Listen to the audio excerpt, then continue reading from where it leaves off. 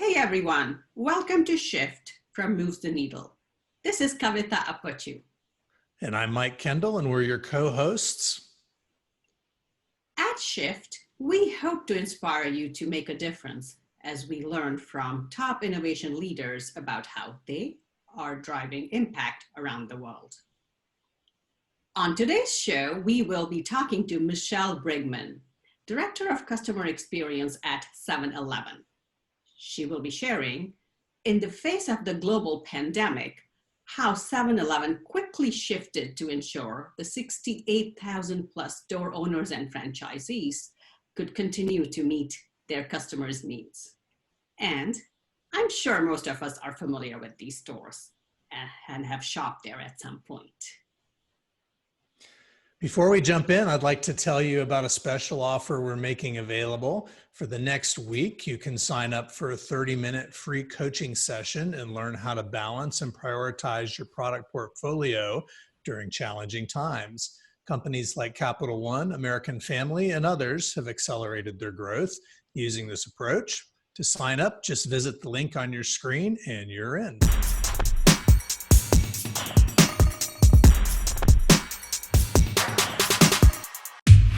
And now I'd like to welcome our guest, Michelle Brigman, Director of Customer Experience at 7-Eleven. Michelle is a change and innovation leader with a proven track record of helping companies transition to customer-driven approaches centered on engagement.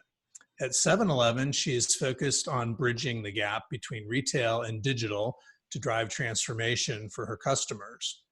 She also has worked at Citigroup and Dell, leading transformations there, where in her words, she grew up.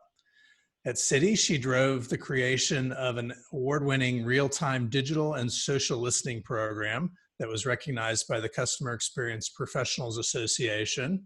And she was also a finalist with the Tech Titans Corporate Innovation Recognition.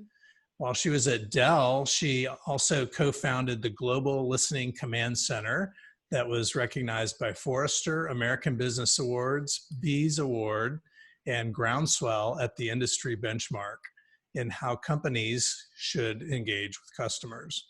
She's been recognized as a 2017 IT Executive of the Year by Innotech and Alliance of Technology for Women. Yeah, Michelle is also a health coach in training. She calls her new adventure Brave Balanced Women and loves it because she has the opportunity to help people take control of their well-being and help them live the lives that they want to. Hi, Michelle. Thanks for joining us. Thanks. I'm so glad to be here. Sounds like you need a bigger trophy case. Enough trophies. I just want happy. I just want to be happy. I was trying to pronounce all of these amazing accolades that you have, and some of them were tongue twisters for sure. So I'd love to start out and maybe just ask you a question about something that's fresh in your mind. I know since the COVID pandemic has been really affecting all of our lives, your life has changed dramatically. Your normal routines, I think, have kind of gone out the window, and would love to hear a little bit more about what's changed for you over the last month or two and how you're coping with all of that change. You bet. So believe it or not, although I would say I'm working more, I also think that I have gotten the gift of time back because I'm not commuting. And just that not commuting, which was well over 2 hours, all, around every day, I am able to make some different choices at home in terms of how I want to spend the time. So at this point, I only have one child at home. She's about to be 13, so pretty self-sufficient. But it's been great because, maybe during the day, if I'm feeling like I'm starting to feel like I'm getting stressed, or I've been sitting at my desk too long, it's been a lot nicer for me to be able to get up and get moving, whether that's, taking a neighborhood with the dog, which she would usually go with me, or taking a break and maybe doing a little bit of yoga in the middle of the day. And those were things that honestly, I didn't have the luxury of in terms of how my day progressed in the office. So I think just choosing how to work through my day and being a little bit more in control of that has been really fantastic for me personally.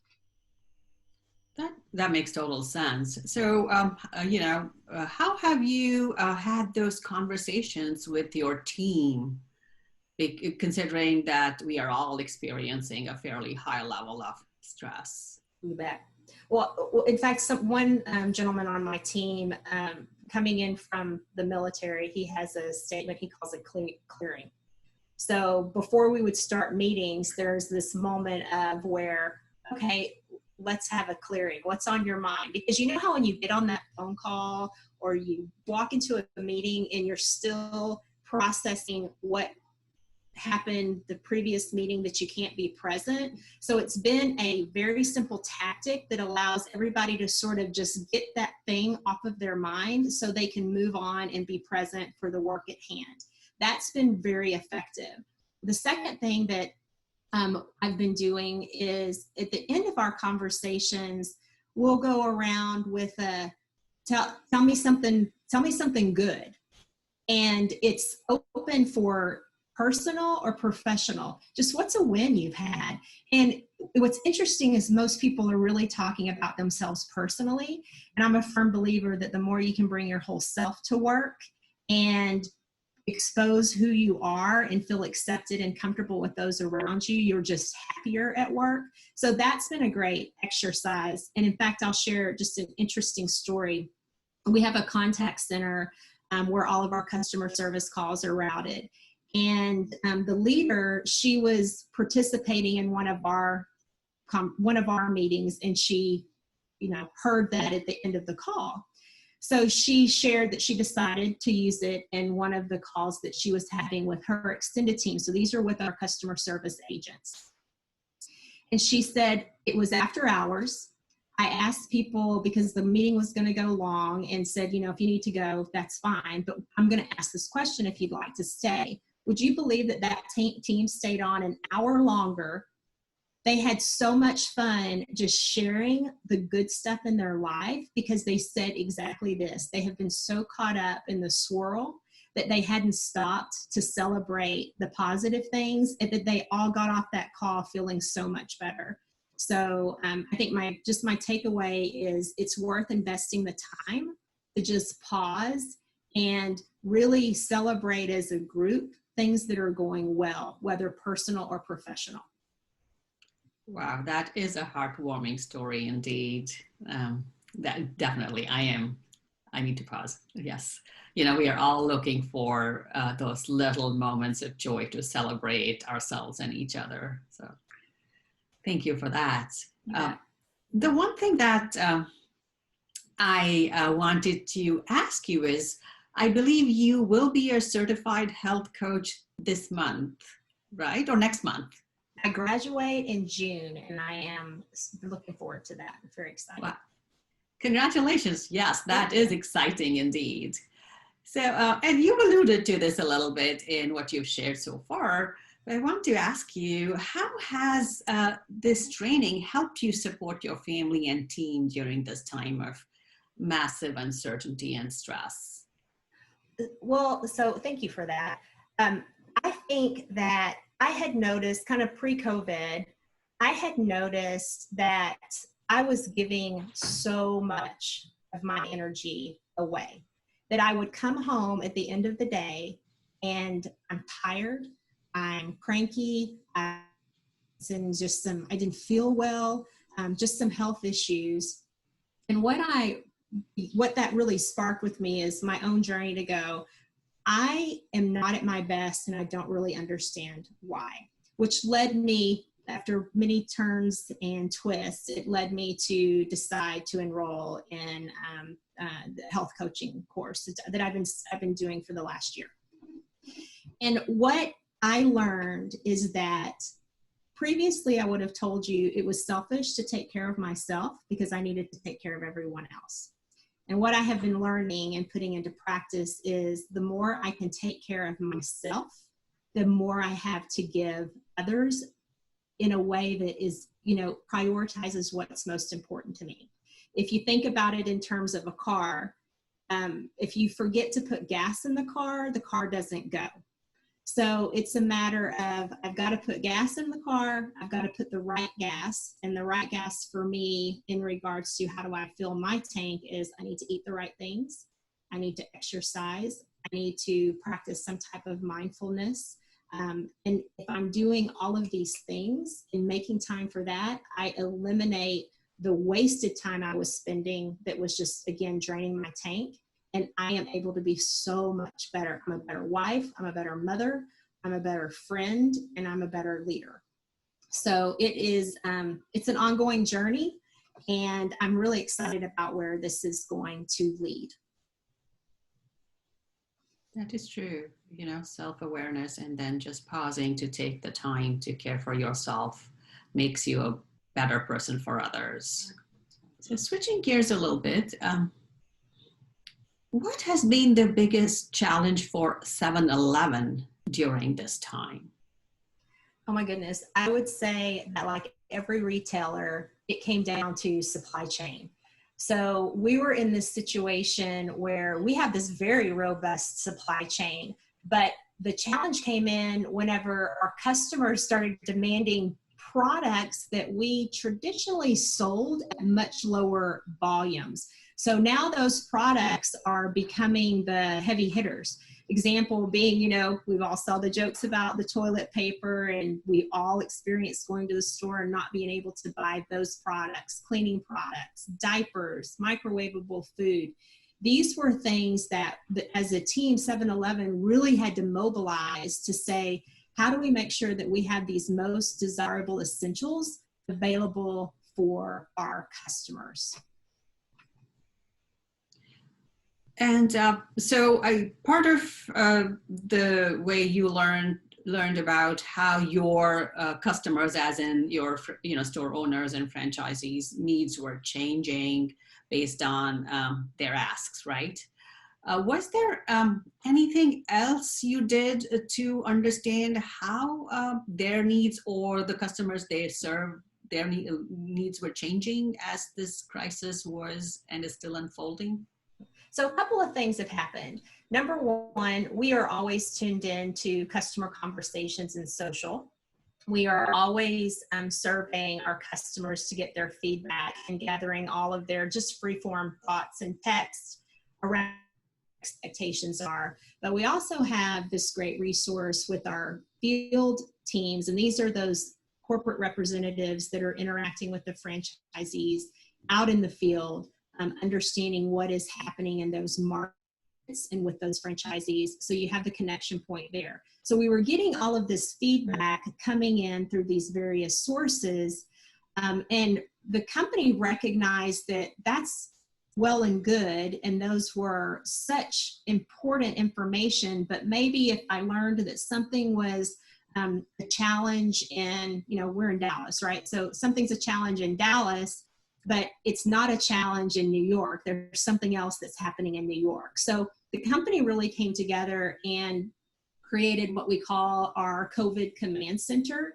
And that has been the centralized nerve center that now all of these inputs are coming in addition to what are we hearing from our suppliers? What are we hearing from procurement? What are we hearing from our marketing teams and our merchandising teams? So now you are bringing everyone into one conversation to look at what makes sense for everyone, and being able to make those critical decisions in a much more unified way than we had before. So that is how we are constantly staying tuned into the changes.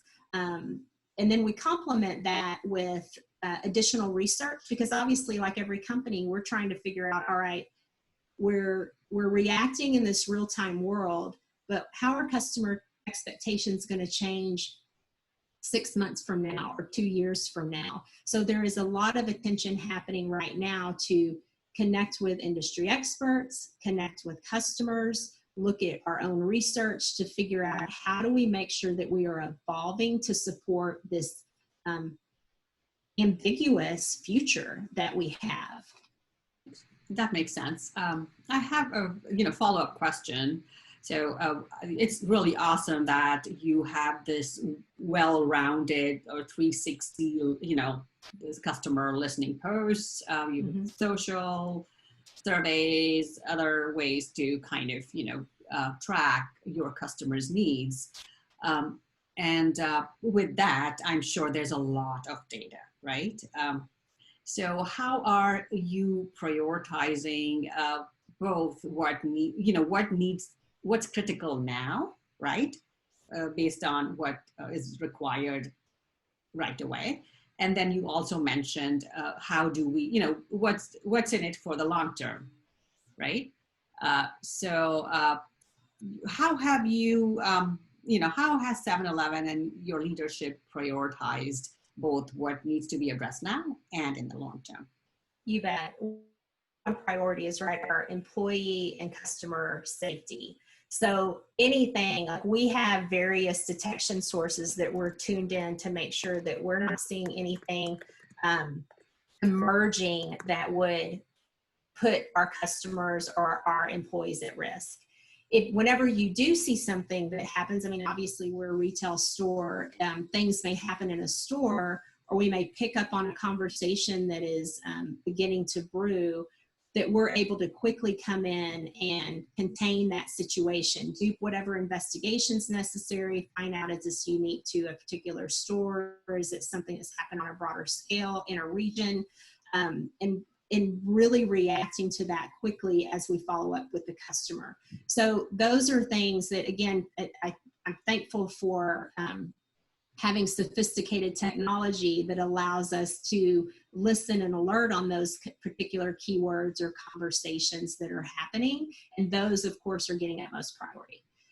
Then we are looking at what's been the change that we're seeing in terms of, again, customer feedback, or what are we hearing from these various research studies that we secure, where we're looking at, we're engaging with customers who shop us as well as shop other retailers, right? What are they seeing? What are they reacting to? What do they think their behavior or needs are going to be in the near future, versus then going back and validating it and saying, what did they actually do? Because as we know, those of us who are CX practitioners, oftentimes you have what the customers say is important and what they're going to do, but you have to go back and validate, is that actually what their behaviors were? So we've been spending a lot of time trying to look at the bookends, if you will, to make sure that we're making decisions that are really based on those behaviors, while we are honoring and understanding those expectations and how those are changing, to make sure we can support that as well. Terrific. Yes, it is so important to make sure you close the say-do gap, because people will say one thing and then you learn very quickly they're not behaving in the way they said they would. So how are you, can you talk a little bit about how you are assessing or tracking behaviors?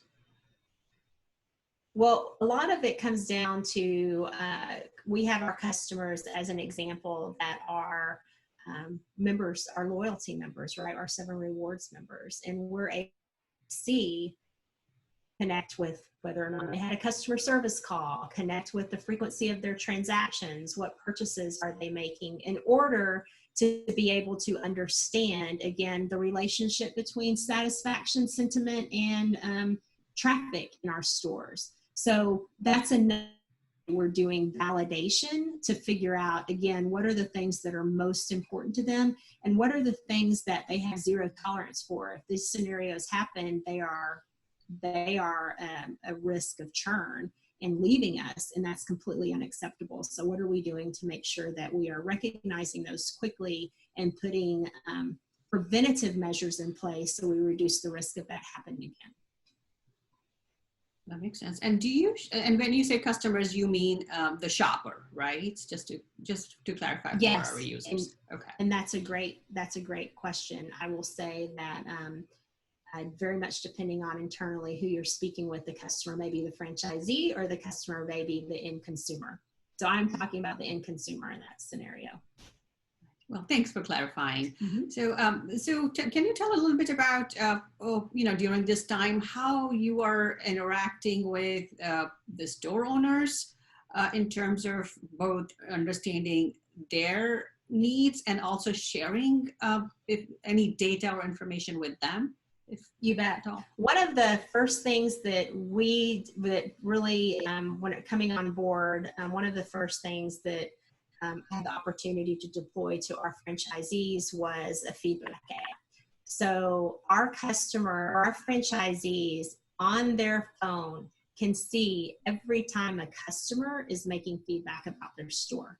And when the customer says that they want to be contacted, the franchisee has the capability to then contact that customer directly. My customer service team can also contact that customer directly and is there to support them. But it is driving a lot of accountability down to that franchisee level to make sure that they are taking care of their customers so they keep coming back to their stores. So that's one way that we're connecting the franchisee with, of course, the feedback coming in. Two is we have a process to gather feedback from our franchisees directly. So they can submit feedback at any given time, but feedback is also embedded in the in-person visits that they're having every single week by their field consultant who's coming into the store, helping, if there's any training, any questions, any pain points they're having. All of that stuff is captured systemically, and it is assigned out to the responsible party to figure out how do we address and, again, prevent those particular friction points from happening in the future. Excellent. That makes sense. I'm sure your store owners also appreciate all that you are doing for them to better serve their customers. Well, and they do a lot for us, right? That's the face of the brand. True, that is true. It's a mutually, appreciative and beneficial relationship for you and the store owners. You have mentioned that what a terrific job your team and 7-Eleven has done leveraging technology to serve both the shoppers, the end customers, and your store owners. And what a pivotal role it has played during this lockdown. We also know technology is just the how. So as a leader, what are some of the other things you focus on to set your team up for success? And then how do you effectively measure that they are driving impactful outcomes for your customers? Absolutely. So my team, I have really two major functions within my organization. One is customer service for the US and Canada. So, and the other is my survey and my customer feedback, or voice of the customer program. So where we're listening and gathering feedback from the customers, we're looking at that to gain insights and ideally figuring out what's actionable to then drive changes and improvements based on that customer feedback. But if I start on the side of customer service, one of the things that we're doing to ensure that they're doing a good job, right, and how they're interacting is, one, really making sure they're answering and responding to the customers quickly. So just your basic, how long does it take us, average, we'll call it average speed of answer. And then I'm looking at resolution rates for the agents. Those are really my critical metrics. Are we answering the call? I want to make sure that I have very low abandonment rates, and I want to make sure that they are there and they're resolving the issues. So that's that piece of it. The second piece is, what are our customers telling us we're doing really well, and then what are those friction points? So from the friction points, we are creating regular weekly reporting where I am taking back to the functional owners around the company in order to help demonstrate what is happening in our environment that's hindering customer success. So are we having issues with adherence to a policy in a store? Are we having issues where maybe there's a technical, we just rolled out an enhancement to our 7 Rewards app, and maybe we've seen an increase in reports of a bug. It could be that there is in fact, an example would be we made a change to the taste of one of our apps in a particular market, and we picked up that customers didn't like the taste change, and able to work with our stakeholders to take it back to the previous version before a national rollout, that the customers were not responding as positively. So I think it's been a matter of, are we able to bring the information to the business in such a way that it's more than just interesting, but it's actually actionable? And then looking at how effective are those groups at making the necessary changes, again, in order to prevent that pain point from, going on forever or repeating. We hear a lot about there being a tension between hunkering down and focusing on the now, and really sort of not thinking about what comes next, or what will it look like for you as a business once we come out of this crisis. So how are you prioritizing and justifying that you need to do both? Oh, you bet. Well, what we have learned from our customers, and probably many of you participating in this podcast, is you're much more likely to look for a delivery option. And you're much more likely, if you have to go into a physical store, retailer, that you don't have to touch things. You want your space, and you want to make sure you are protecting yourself. So we recognize that, and a few of the things that we've done in response to that is, we've continued to expand and get more aggressive in our deployment of our 7 Now. Because just interesting factoid, 53% of the US population lives within a mile of a 7-Eleven. So the more stores, that we have delivering that middle of the night cough syrup to you, or the pizza, or, a bottle of wine, you're able to receive that without leaving your house. The other thing is we have a very small market, and we're going to continue to expand this in some further test markets, but our mobile checkout feature, where if you do want to go in the store, that you can check out through your app without having to come in contact with anyone, and having to come to anyone and protect yourself in that regard.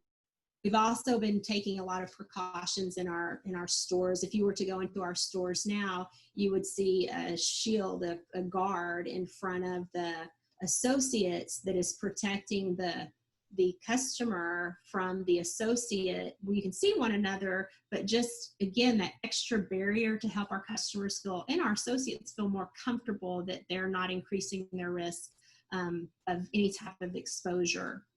We are putting up sanitizer at multiple locations within the stores. So all of these things that we're hearing from our customers that convey confidence and cleanliness and safety, as well as allow them to continue to maintain as normal of a life as possible, we are making those accommodations for them. So evolving as their needs evolve.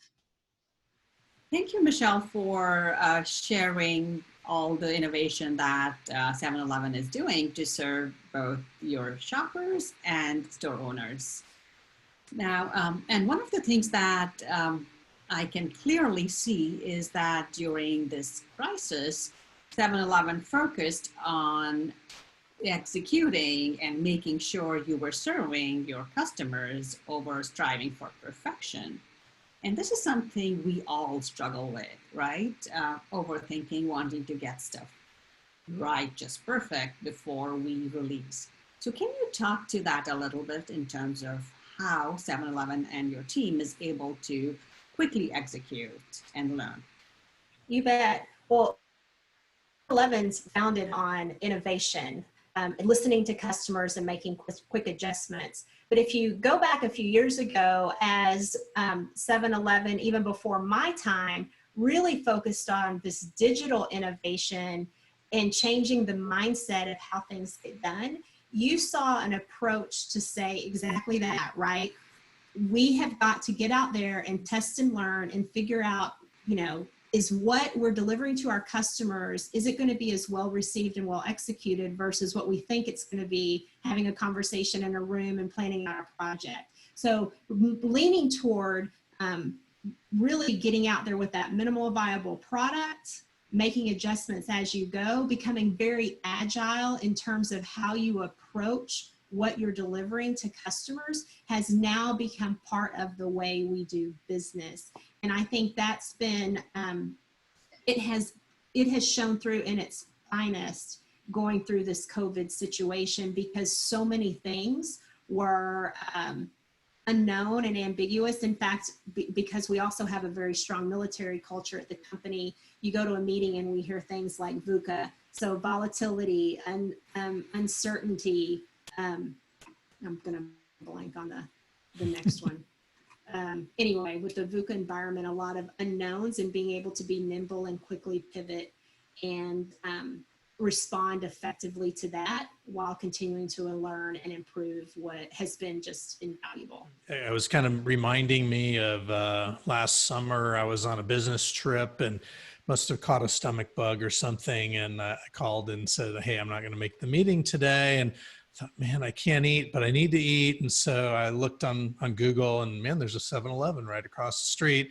Wandered over there early in the morning, grabbed some saltine crackers, and started looking at some of the hydration drinks. And you had Gatorade, and I'm looking at, it's all sugar, and nothing against Gatorade, but then right next to it was a brand I'd never heard of called Electrolyte, and it looked like a healthier option. I thought, okay, stock up on some of that.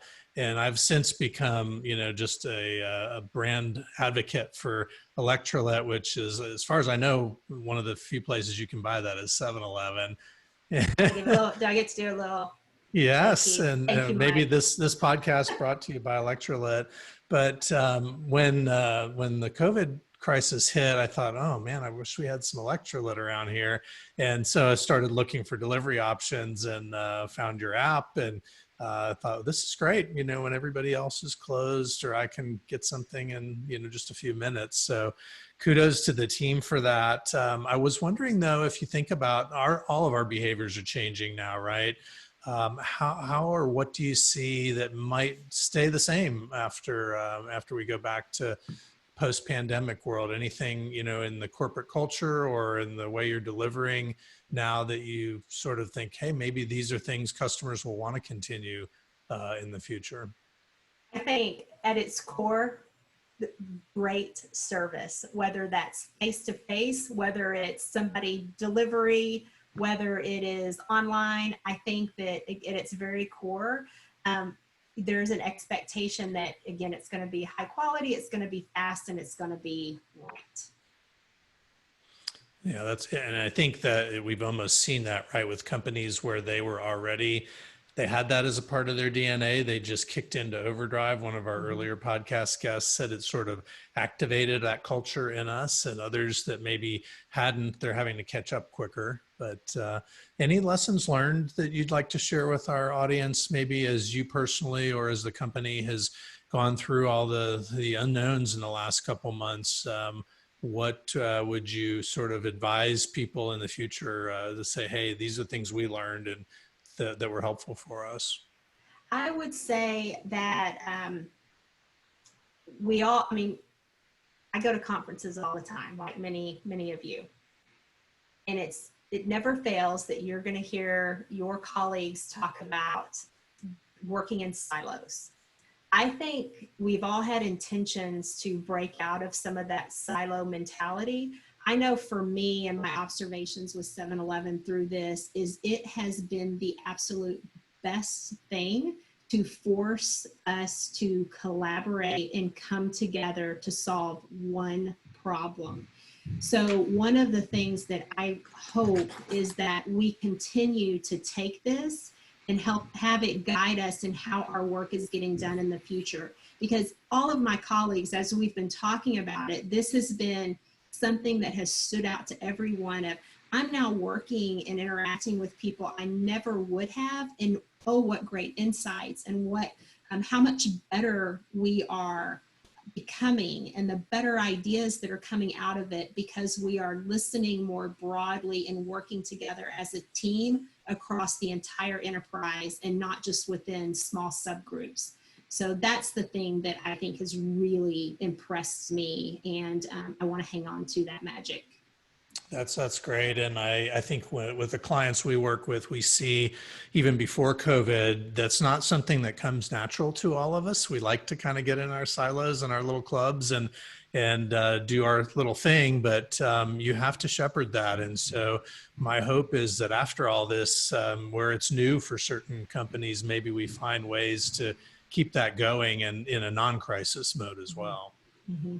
Yeah, I also think one of the things that, to your point, Michelle, is we've all found a common purpose, right? And so maybe there is something to that.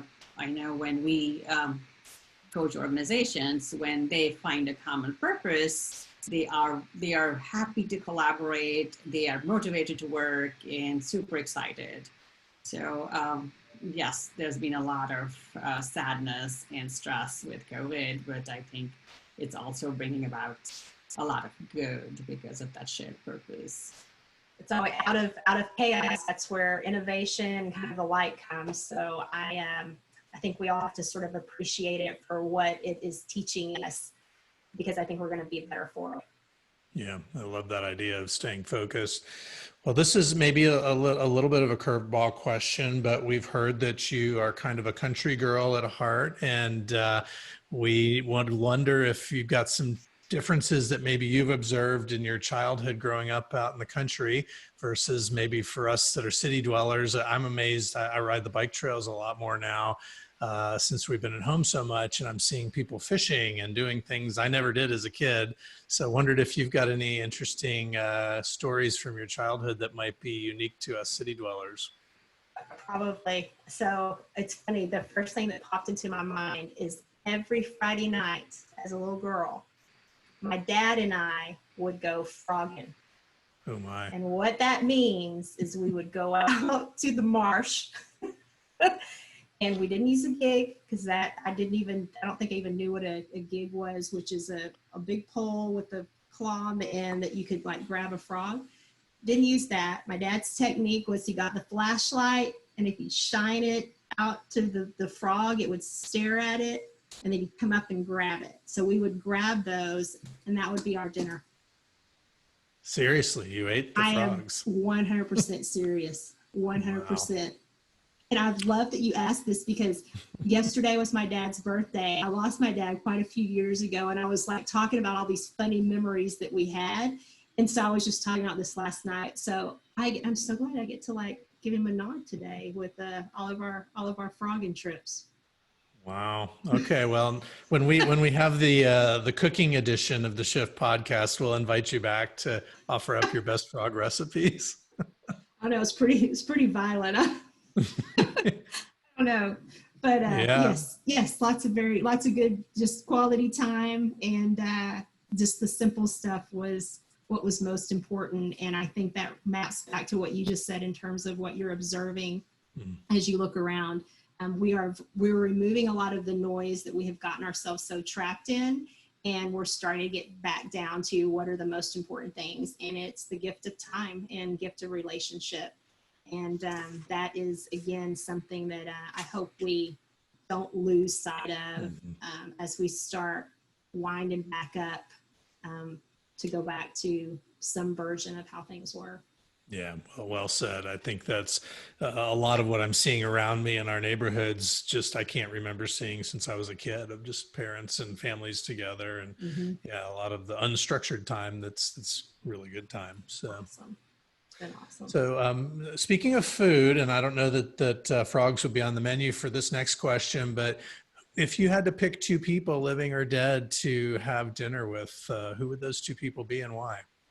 I think I would, you're throwing me for some of these, but first, my grandmother, because I keep trying to make her fried pie recipe, and I not getting it. So I think I would just like some more time with her to do a little bit of teaching around how she made her fried pie.